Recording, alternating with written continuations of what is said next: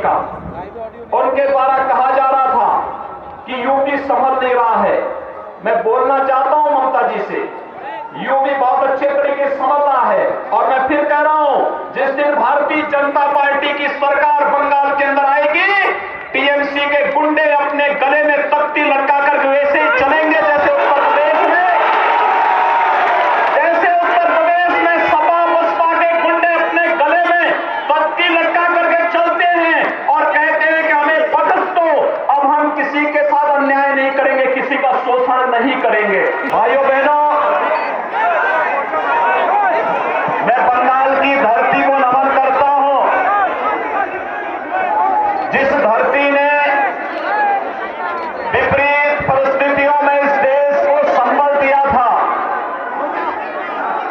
आप सब जानते हैं ये बंगाल की ही धरती है जिसमें रामकृष्ण परमहंस जी ने अपने आध्यात्मिक साधना के बल पर लोगों को एक नया संबल दिया था और पूरी दुनिया के अंदर रहने वाले हिंदुओं को कहा था, स्वामी विवेकानंद ने, कि गर्व से कहो हम हिंदू हैं।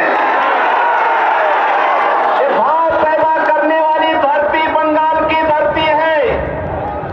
स्वामी विवेकानंद ने दुनिया के अंदर रहने वाले भारतवंशियों से एक ही बात कही थी, अपने धर्म और संस्कृति पर गौरव की अनुभूति करो। और गर्व की अनुभूति के अनुसार उन्होंने कहा था कि गर्व से कहो हम हिंदू हैं। और ये वही बंगाल की धरती है जिसने इस देश को राष्ट्रगान गुरुदेव रविंद्रनाथ टैगोर के द्वारा दिया। जनगण मन का जो गायन है, राष्ट्रगान का वह प्रतीक, वह गौरव बंगाल की धरती ने इस देश को दिया। तो इस देश के अंदर अंग्रेजों की गुलामी से इस देश को मुक्त कराने के लिए मंत्र बन चुका वंदे मातरम का ये राष्ट्रीय गीत भी बंगाल की धरती ने भारत को दिया। मित्रों, मुझे आश्चर्य होता है कि बंगाल की धरती तो वास्तव में भारतीय जनता पार्टी की धरती होनी चाहिए, क्योंकि भारतीय जनता पार्टी पूर्ण जनसंघ के संस्थापक अध्यक्ष डॉक्टर श्यामा प्रसाद मुखर्जी इसी बंगाल की धरती की देन थे। और इसलिए मैं बंगाल के कार्यकर्ताओं के द्वारा बंगाल के अंदर एक निर्मम, एक बर्बर, एक अराजक, एक अलोकतांत्रिक, एक असंवैधानिक, एक भ्रष्ट सुश्री ममता बनर्जी के नेतृत्व की टीएमसी सरकार के खिलाफ जो मोर्चा लिया है, मैं आप सबका हृदय से इसके लिए अभिनंदन करता हूं।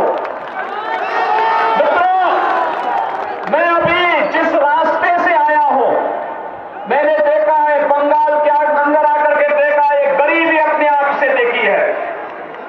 सुश्री ममता बनर्जी पिछले कई बार से मुख्यमंत्री है आपके बंगाल के अंदर, लेकिन पिछले 5 वर्षों के दौरान मोदी जी के नेतृत्व में पूरे देश के अंदर जो परिवर्तन आया है, 4.5 वर्षों के अंदर जो कार्य मोदी जी के नेतृत्व में पूरे देश के अंदर हुआ है, अगर उसका कुछ भी हिस्सा बंगाल ने ईमानदारी के साथ लागू करने का प्रयास किया होता तो संभवतः इन गरीबों के पास भी मकान बन गए होते, जिनके पास कच्चे मकान दिखाई दे रहे हैं। इनके जनता पार्टी के कार्यकर्ताओं पर हमले हो रहे हैं, इसका मुकाबला करना पड़ेगा।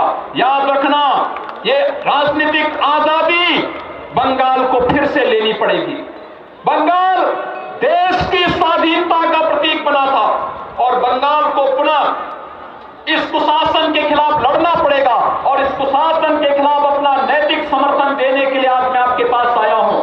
हमारे राष्ट्रीय अध्यक्ष आदरणीय अमित शाह जी के कई कार्यक्रम यहां लगे, उनके कार्यक्रमों में भी व्यवधान डालने का प्रयास किया गया, लेकिन आपने बिना झुके, बिना डिगे टीएमसी के गुंडों से निपटते हुए कार्यक्रमों को जिस मजबूती के साथ किया है, आज भी मेरे हेलीकॉप्टर को उतरने की अनुमति नहीं दी इन्होंने।